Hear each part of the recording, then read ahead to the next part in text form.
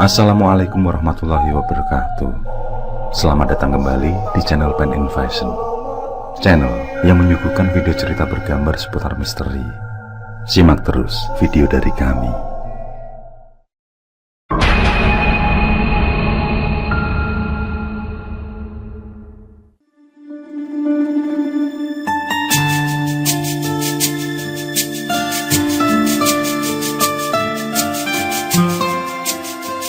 Setelah lulus kuliah kebidanan, Aryati bekerja di klinik milik kakak iparnya.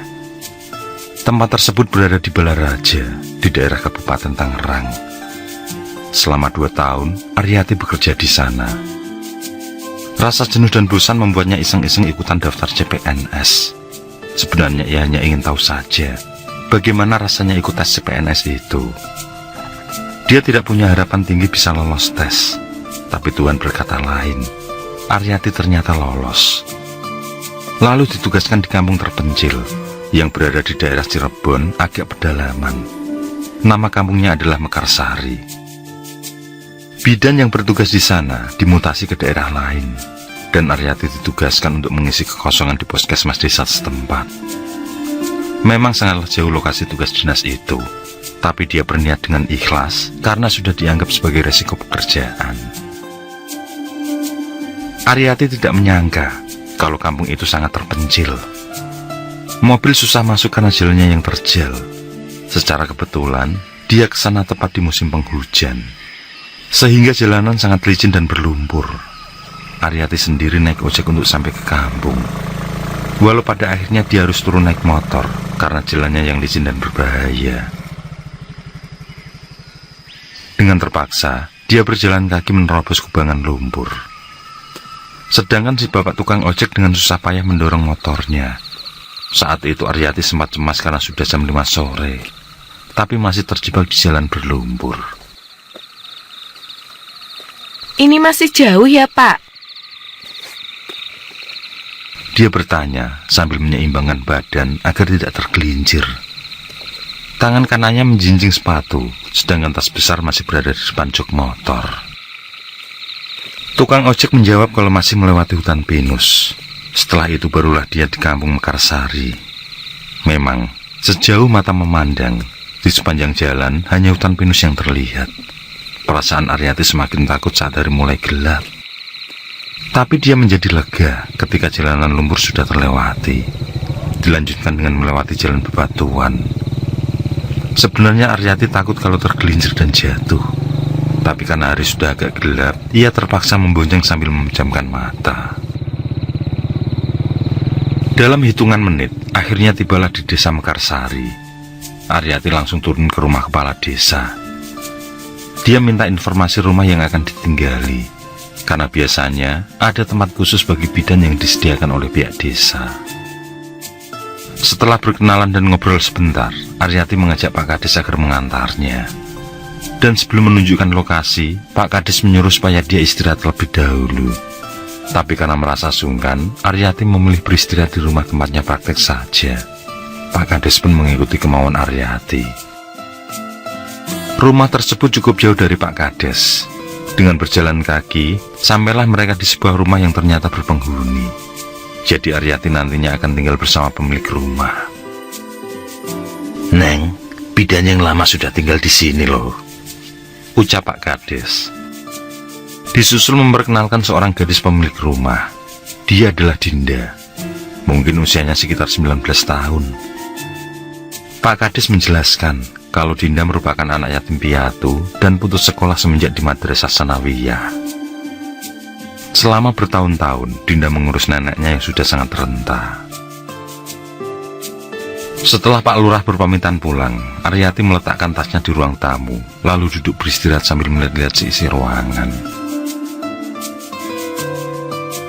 Rumah Dinda cukup besar. Katanya rumah itu peninggalan orang tuanya. Ada 4 kamar, dan hanya 2 yang diisi. Aryati sendiri akan menempati kamar tempat bidan terdahulu.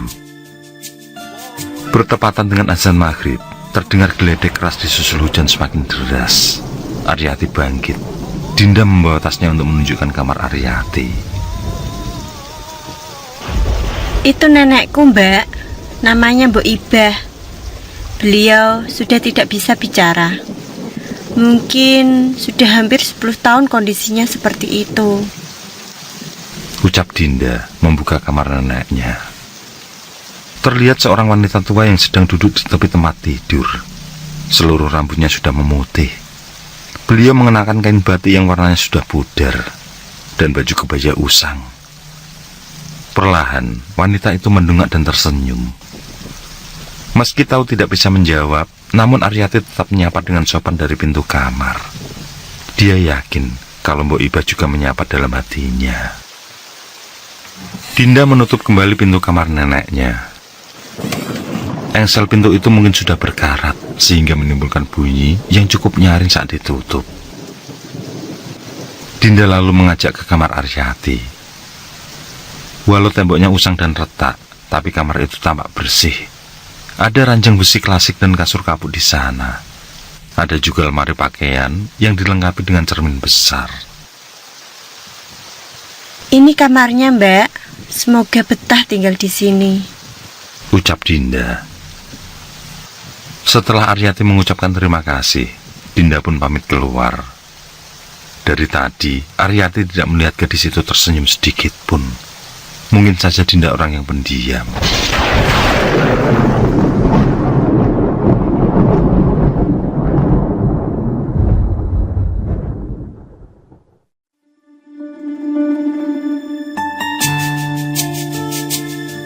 Seminggu sudah Aryati berada di kampung Mekarsari.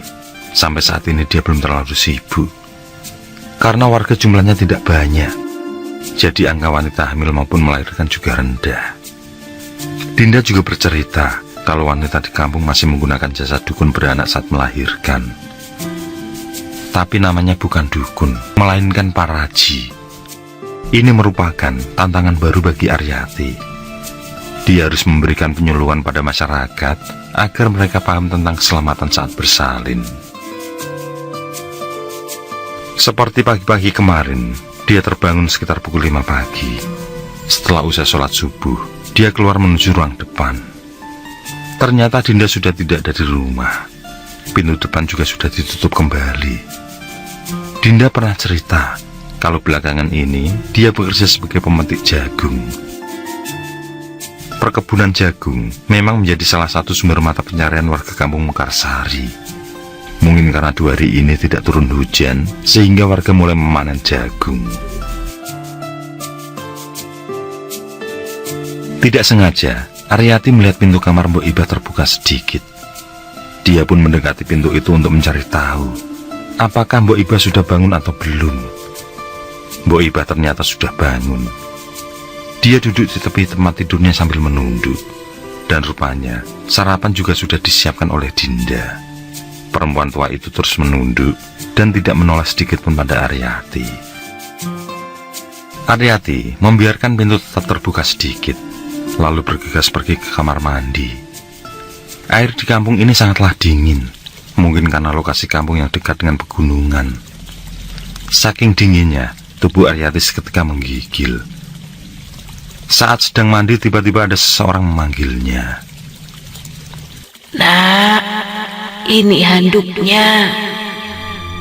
Suara itu adalah sosok suara wanita tua yang terdengar serak dan kering.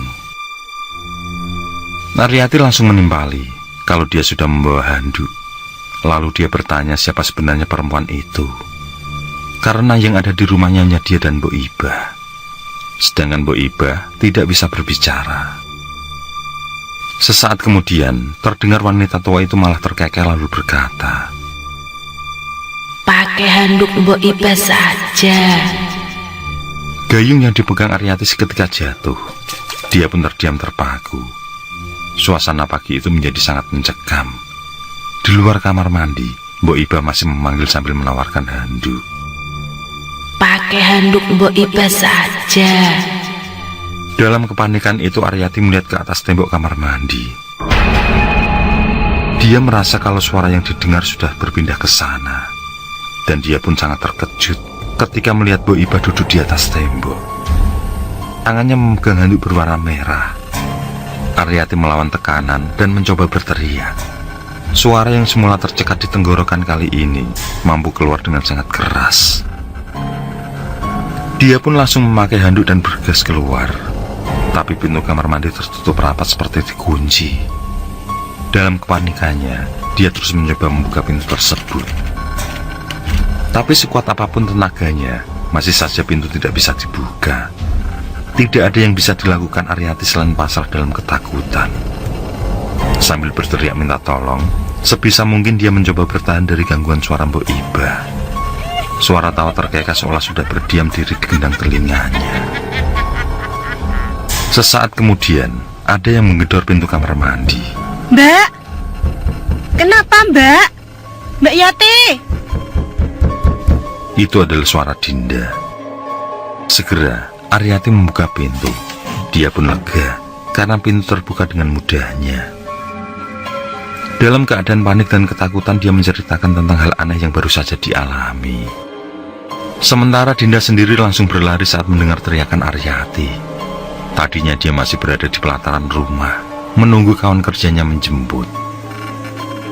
Mendengar cerita Aryati tentang simboknya, Dinda mengajak bidan itu pelan-pelan menuju kamar Mbok Iba. Dinda mendorong pintu kamar yang berdecit.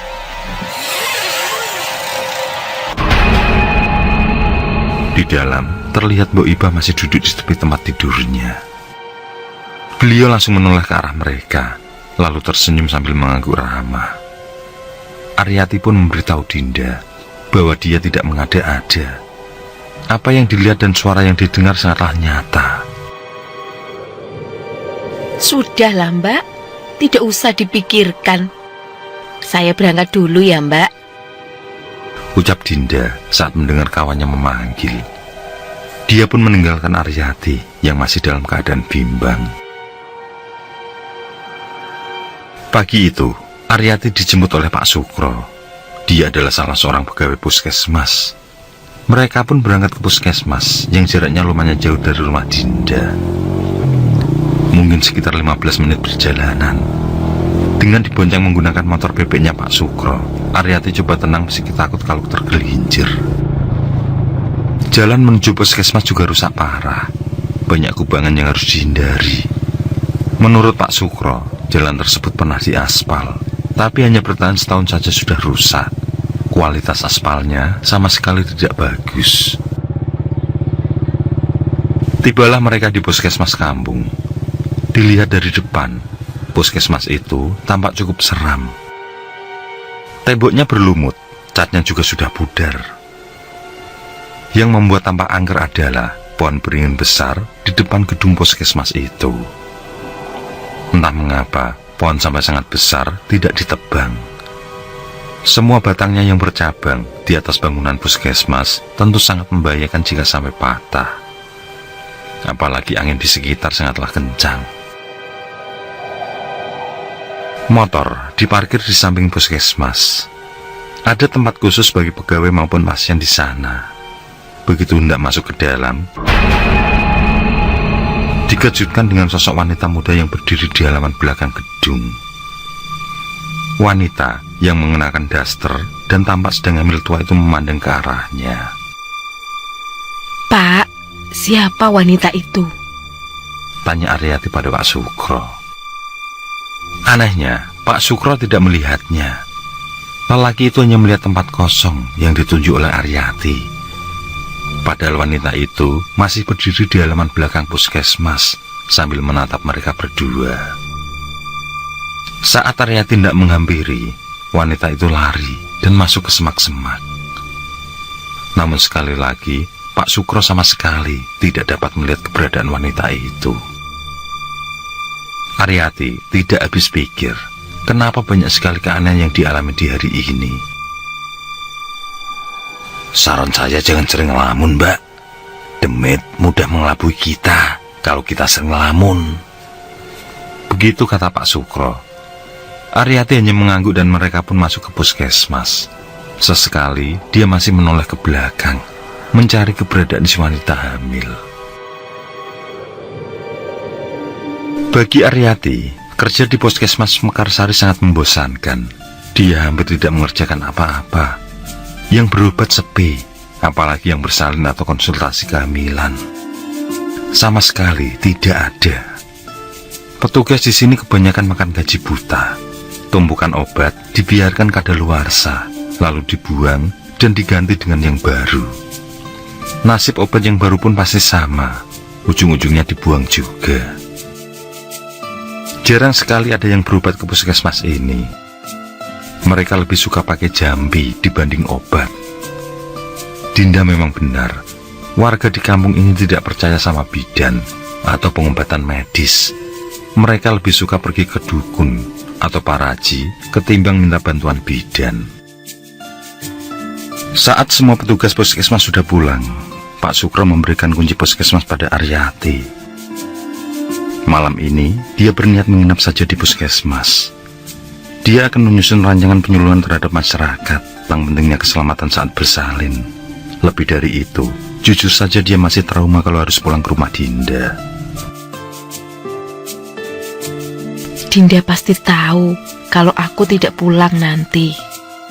Batinnya, meski begitu, dia merasa cemas karena tidak memberitahu Dinda. Selepas sholat maghrib, Aryati menutup separuh gerbang puskesmas, lalu mengunci pintu rapat-rapat. Dia pun mulai bekerja menyusun rancangan dari materi untuk penyuluhan. Selang beberapa saat kemudian, terdengar ada yang mengetuk pintu. Sepertinya ada yang mau berobat. Dia segera beranjak dari tempat duduk, lalu membukakan pintu.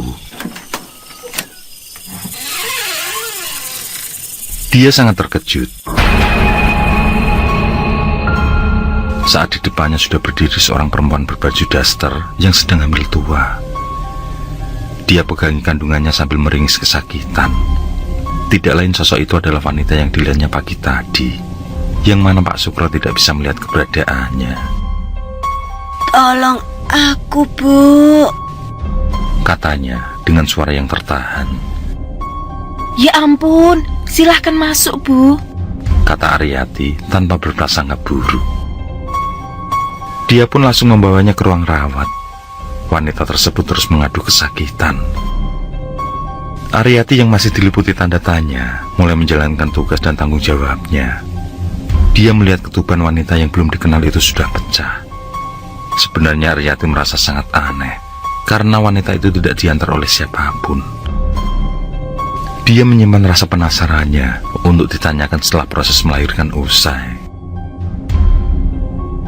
Saat Aryati menyiapkan segala sesuatu dan belum sempat menangani, jabang bayi dalam perutnya malah keluar duluan. Tampak wanita itu terengah-engah. Keringat dingin membasahi wajahnya yang tampak pucat. Segera, Aryati mendekat dengan peralatannya. Dia langsung terfokus pada bayi yang menangis keras, dengan seluruh tubuhnya masih berlumuran darah. Dan saat hendak dipotong tali ari-arinya, secara mengejutkan, bayi itu malah tersenyum. Kedua matanya membesar dan berkedip-kedip. Melihat itu, Aryati langsung meletakkan kembali si jabang bayi. Disusul kemudian, si wanita menarik ari-ari, lalu memutus tali pusar sang bayi. Melihat pemandangan yang sangat mengerikan itu, Aryati berteriak sambil minta tolong. Wanita yang baru melahirkan itu terlihat semakin menakutkan. Wajahnya datar dan pucat. Tangannya masih memegang ari-ari penuh darah kental berwarna kecoklatan. Aryati semakin menjerit histeris. Sejurus kemudian, dia pun berlari keluar dari puskesmas. Tapi setibanya di halaman depan, dia bingung akan lari kemana. Karena lokasi puskesmas itu jauh dari perkampungan warga. Sekilas Aryati melihat wanita itu masih memperhatikannya. Tatapan matanya sangat menyeramkan dari balik jendela, sambil menggendong bayinya yang masih berlumuran darah. Aryati bingung karena jalanan itu sangat sepi dan gelap. Sedangkan dia tidak membawa senter sebagai penerangan. Tapi daripada dia tetap tinggal di puskesmas itu, dia berniat lari saja ke perkampungan warga. Walaupun jaraknya cukup jauh, dia tetap memberanikan diri menembus gelap dan kabut. Langkahnya terhenti saat terdengar suara deru motor. Suara itu semakin jelas dan semakin dekat.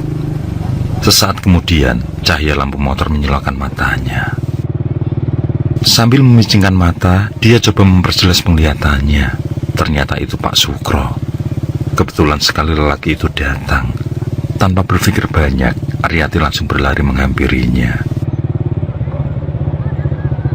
"Loh, Mbak kenapa, Mbak?" tanya Pak Sukro menghentikan laju motornya. Dengan nafas tersengal, Aryati menjelaskan apa yang telah terjadi. Sesuatu yang sangat mengerikan telah menambah rasa trauma yang datang. Pak Sukro didampingi Aryati yang masih panik mengecek keadaan di puskesmas. Semuanya baik-baik saja. Tidak nampak ada siapapun di sana. Termasuk bau anjir darah orang melahirkan. Yang terlihat hanya peralatan medis Aryati yang berserakan. Melihat itu, Pak Sukro menasihati Aryati agar tidak banyak melamun. Katanya, saat melamun, setan dan jin mudah mengelabui manusia. Meskipun wajah perempuan itu masih membayang, setidaknya Aryati sangat bersyukur dan bisa bernafas lega karena Pak Sukro telah datang. Lelaki itu menjelaskan kalau dia kembali datang ke puskesmas dengan tujuan mengantarkan makanan untuk Aryati. Kebetulan istrinya masak banyak hari ini. Setelah membereskan semua barang dan peralatan, Aryati mengajak Pak Sukro pulang. Dia berdoa semoga malam ini terlewati tanpa terjadi sesuatu yang aneh. Beberapa saat selepas azan Isya, tibalah mereka di rumah. Terlihat Dinda sedang berdiri di depan pintu. Gadis jelita itu ternyata menunggunya pulang. Aryati sendiri merasa bersalah, tidak sempat memberitahu kalau akan menginap di puskesmas, karena rencana itu adalah rencana dadakan. Tidak mampir dulu, Pak? Tanya Aryati pada Pak Sukro, yang menyerahkan makanan lalu bergegas pamitan. Pak Sukro hanya bilang terima kasih, lalu melaju pulang. Sementara itu, Dinda langsung menyambut Aryati dengan penuh harap. Tanpa ada raut bahagia di wajahnya. Setelah ditanya, rupanya Mbok Iba sudah bisa berbicara sedikit-sedikit. Syukurlah, ucap Aryati. Dinda melanjutkan ucapannya kalau Mbok Iba ingin tidur ditemani Aryati malam ini. Dinda merengek meminta agar Aryati mengabulkan keinginan simboknya. Sebenarnya Aryati masih ada rasa takut dengan kejadian pagi tadi. Tapi di sisi lain, dia merasa tidak tega jika menyakiti perasaan Dinda. Apalagi kalau melihatnya menangis. Pada akhirnya, dia pun mengiyakan. Tapi sebelumnya, dia izin untuk sholat Isya dan makan malam terlebih dahulu.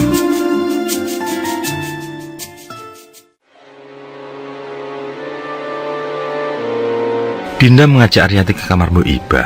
Seperti biasa, engsel pintu itu berbunyi nyaring saat dibuka. Aryati, desis Mbok Iba. Suara itu kering dan terkesan mengerikan, sama persis dengan suara yang didengar Aryati pagi tadi. Dinda sudah pamit membuatkan bubur untuk simboknya. Sejak siang tadi, Mbok Iba tidak mau makan sedikit pun. Dengan ragu-ragu Aryati membaringkan tubuhnya di sisi Mbok Iba. Ada hawa lain yang dirasakan oleh Aryati. Sedangkan Mbok Iba yang tadinya dalam posisi membelakangi, langsung membalikkan badan. Tampak tubuhnya tinggal tulang dan kulit. Wanita renta itu menatapnya dalam-dalam sebelum memejamkan mata. Bau minyak jelantah di bantal yang ditiduri Aryati membuatnya agak pusing. Setahu dia, orang-orang tua dulu memang gemar memakai minyak jelantah untuk rambut mereka. Aryati mencoba memejamkan mata, namun sangat sulit baginya untuk tidur. Perasaan hatinya sangat kalut. Sesaat kemudian, dia kembali membuka mata, lalu menoleh pada Mbok Iba. Terlihat posisi tidurnya sudah berubah. Padahal dia tidak mendengar suara apapun sejak tadi. Juga tidak merasakan tempat tidur itu bersuara. Mbok Iba sudah dalam posisi terlentang. Kedua matanya melotot dan mulutnya menganga.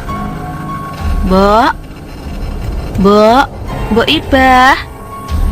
Setengah ketakutan, Aryati coba menegur. Karena tidak ada jawaban, maka Aryati menyentuh lehernya. Tidak ada denyut nadi di sana. Mbok. Aryati yang mulai panik menyentuh juga dada kirinya. Dia tidak merasakan ada detak jantung. Mbok Iba telah meninggal, entah kenapa. Kejadian itu membuat Aryati semakin panik dan langsung berlari keluar kamar mencari Dinda. Kenapa, Mbak? Dinda muncul dari dapur memegang semangkuk bubur. Aryati menenangkan dirinya sendiri. Setelah itu, dia menyuruh agar Dinda tenang dan bersabar. Barulah dia mengatakan kalau simboknya telah tiada. Seketika, mangkuk berisi bubur yang sedang dipegang terjatuh. Bubur itu pun berhamburan di lantai. Tangis histerisnya pecah. Dia tidak menyangka kebahagiaan saat mendengar Mbok Iba yang kembali bisa bicara ternyata hanya sebentar saja. Dugaannya kalau Mbok Iba akan sembuh justru berkebalikan. Segera dia berlari ke kamar Mbok Iba dan langsung memeluk neneknya itu. Dinda menangis sejadi-jadinya sambil terus mengelus kepala mboknya. Jangan tinggalkan aku, Mbok. Rengek Dinda dengan air mata tiada berhenti. Aryati tidak bisa berkata apa-apa. Kejadian itu sangat cepat sekali. Setelah benar-benar tenang, barulah Aryati menghibur Dinda. Bagaimanapun juga, nyawa adalah milik Sang Pencipta yang sewaktu-waktu akan diambil kembali. Dan malam ini adalah batas usia Mbok Iba. Tuhan lebih menyayanginya. Dalam suasana duka itu, terdengar ada orang yang mengetuk pintu. Karena Dinda tidak memperdulikannya dan terus menangisi Mbok Iba, Aryati pun bangkit membuka pintu. Tampak seorang lelaki parubaya berdiri di depan. Dia adalah Pak Rahmat, tetangga paling dekat dengan rumah Dinda. Sengaja, dia datang bertamu saat mendengar tangisan histeris Dinda.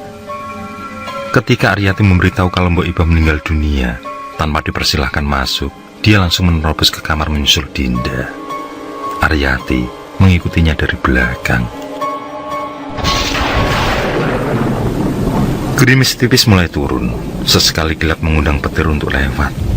Atas saran dari Pak Rahmat, malam itu juga Mbok Iba dimandikan lalu dikafani. Hanya sedikit saja warga yang datang melayat, atau mungkin besok pagi akan lebih ramai. Jenazah Mbok Iba dibaringkan di ruang tengah. Meski beberapa orang di sana sudah coba pejamkan mata dan mengikat dagu Mbok Iba agar mulutnya tidak menganga, tapi usaha itu percuma saja. Mbok Iba pun dikafani dengan kondisi yang sama. Seusai tahlilan yang dilaksanakan beberapa gelintir warga, hanya Aryati dan Pak Rahmat yang mengaji di samping jenazah Mbok Iba. Sementara Dinda hanya menangis terseduh-seduh di samping Aryati.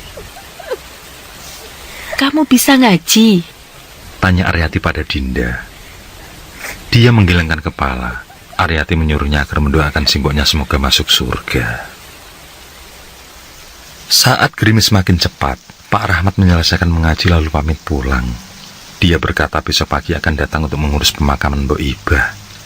Aryati merasa heran, kenapa warga kampung ini tidak ada yang mau menemani mereka. Dulu simbokku terkenal sebagai dukun santet, Mbak. Banyak orang dari kota yang datang ke kampung ini minta bantuan ke simbok. Dinda seakan tahu pertanyaan dalam hati Aryati. Dia lalu bangkit dari duduknya menuju kamar Mbok Iba. Beberapa menit kemudian kembali dengan sebuah peti kecil. Dinda membuka peti tua itu, lalu mengeluarkan benda yang dibungkus dengan kain mori hitam. Perlahan, Dinda membuka kain itu. Di sana ada boneka jerami, jarum peniti, pisau kecil, dan sebuah batu aki yang berkilau. Dinda menjelaskan bahwa benda-benda tersebut adalah milik Mbok Iba. Dulu sewaktu masih sehat, dia sering melihat beliau sedang melakukan ritual nyantet. Aryati menyuruh agar Dinda meletakkan dan menyimpan kembali barang itu. Mbok Iba sudah meninggal, jadi lebih baik jika tidak membicarakan keburukannya. Bagiku, profesi simbok bukanlah aib. Kalau yang dibunuh adalah orang yang jahat, kurasa membunuh jadi pekerjaan yang mulia. Sanggah Dinda dengan tatap wajah yang kosong.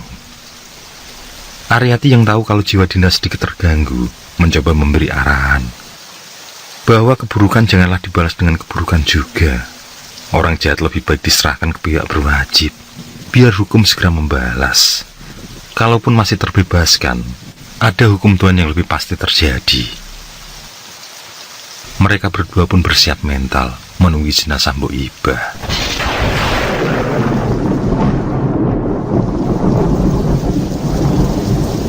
Tepat tengah malam, Aryati terbangun dari tidur karena kedinginan. Namun dia dibuat terkejut karena Dinda dan jenazah Mbok Iba menghilang. Aryati yang sangat gusar mendapati pintu rumah terbuka lebar. Padahal sebelum tidur tadi, hanya separuh pintu saja yang terbuka. Aryati bangkit lalu menengok keluar.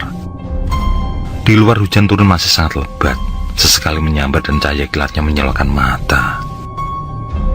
Mbak Aryati, sini main, Mbak. Itu suara Dinda. Ternyata di halaman rumah ada Dinda yang sedang hujan-hujanan. Tampak jenazah simboknya yang masih terbungkus kain kafan basah kuyup dan kotor karena lumpur.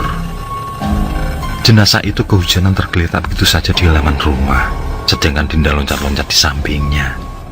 Sesekali dia mencium pipi simboknya itu. Sini, Mbak, main sama kita. Dinda lari kecil mengelilingi jenazah simboknya. Melihat itu, Aryati menerobos hujan yang kian lebat untuk menghampiri Dinda. Dipegang erat kedua tangannya agar dia mau diam. Aryati merasa kewalahan karena Dinda berontak. Ada apa ini? Kenapa jenazah Mbok Iba ada di sini? Pak Rahmat muncul dengan membawa payung. Dia sangat terkejut saat melihat jenazah itu.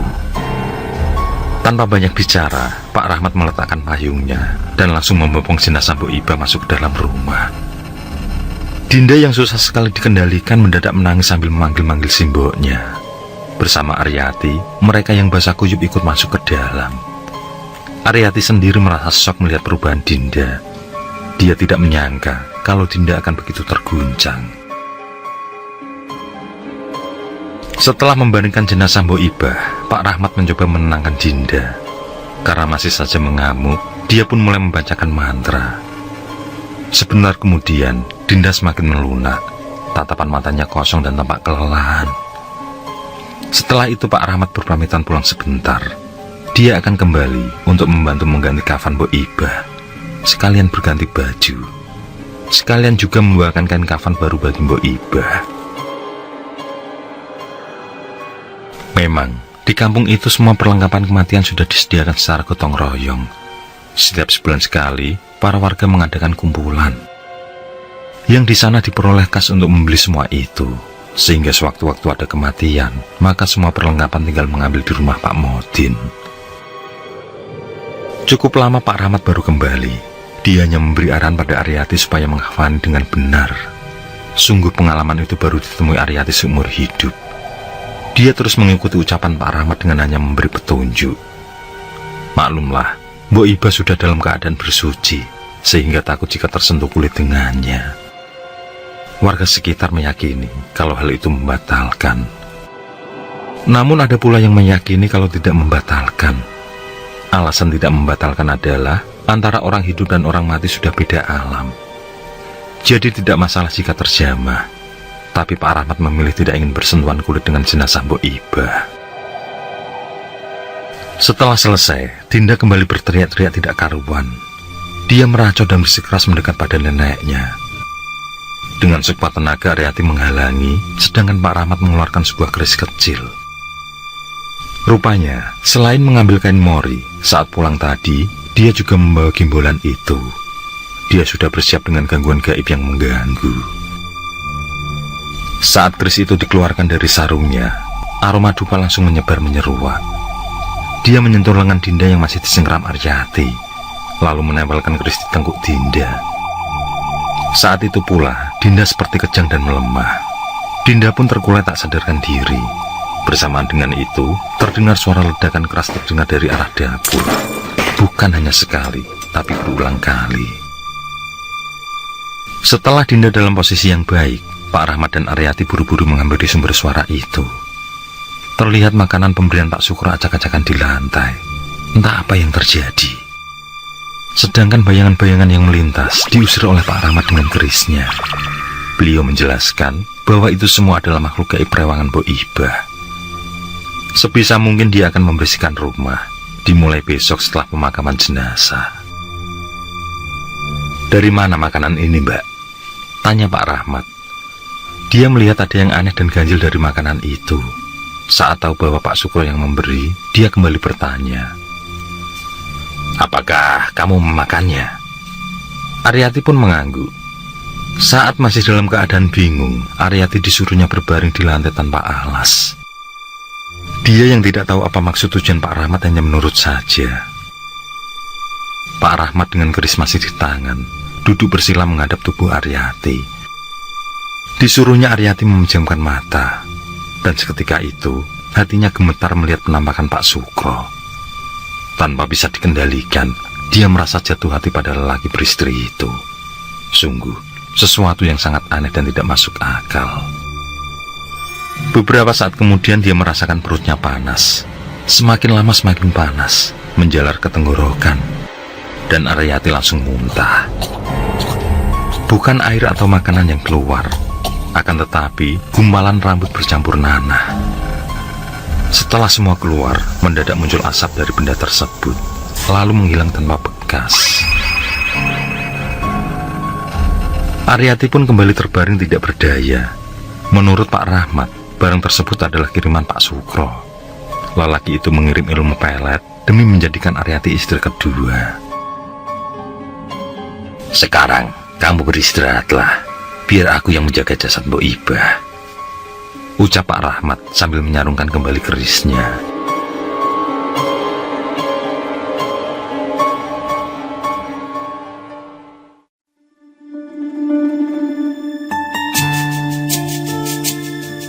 Melewati 7 hari kematian Mbok Ibah, suasana rumah menunjukkan rasa nyaman.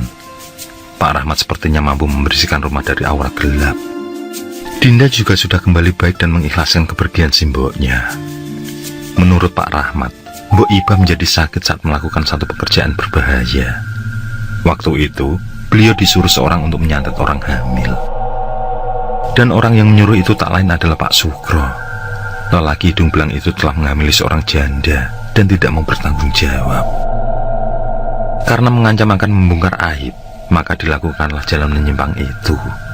Perempuan tersebut akhirnya meninggal dunia di puskesmas saat akan melahirkan. Semenjak itulah, Mbok Ibah menjadi tidak bisa bicara. Keilmuan yang dimiliki juga semakin memudar. Namun sosok-sosok perewangannya masih berada di rumah. Mungkin apa yang dilakukan, yakni menyantet wanita hamil, bahkan bayinya ikut mati di kandungan, adalah pantangan dari ilmunya. Dan bisa saja itu berdampak pada Pak Sukro sepeninggal Mbok Ibah nanti. Kisah itu mengingatkan Aryati pada kejadian malam itu, di mana sedari pagi dia diperhatikan penampakan berwujud wanita hamil. Hingga sosok tersebut melakukan persalinan di malam harinya.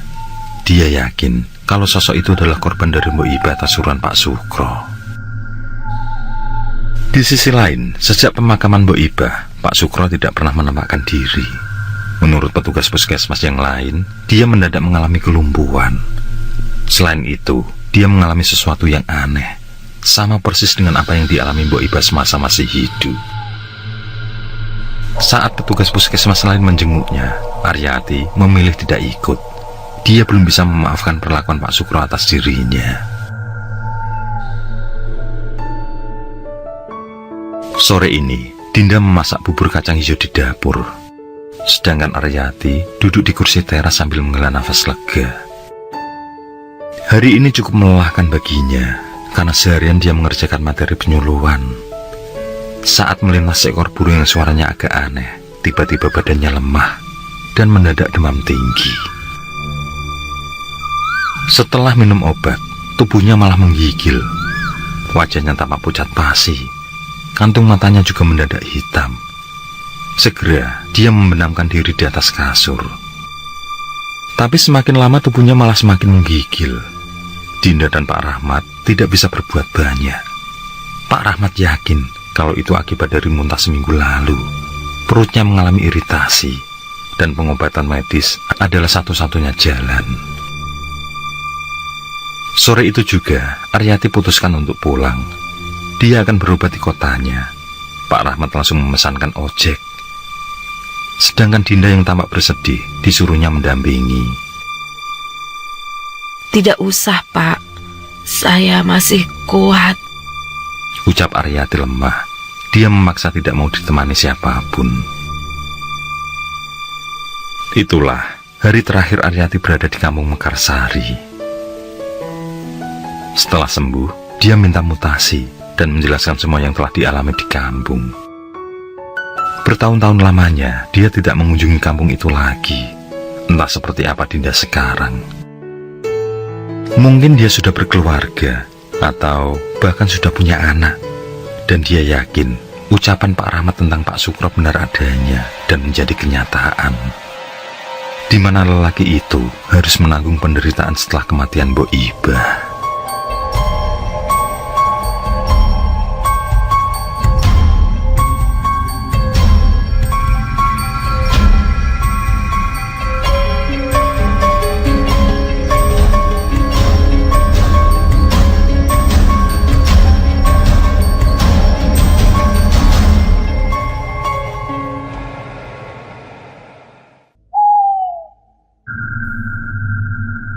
Oke, terima kasih. Semoga kawan-kawan terhibur, dan untuk ke depan, semoga channel ini bisa lebih baik lagi. Akhirul kalam, wassalamualaikum warahmatullahi wabarakatuh. Sesandingan hormat kali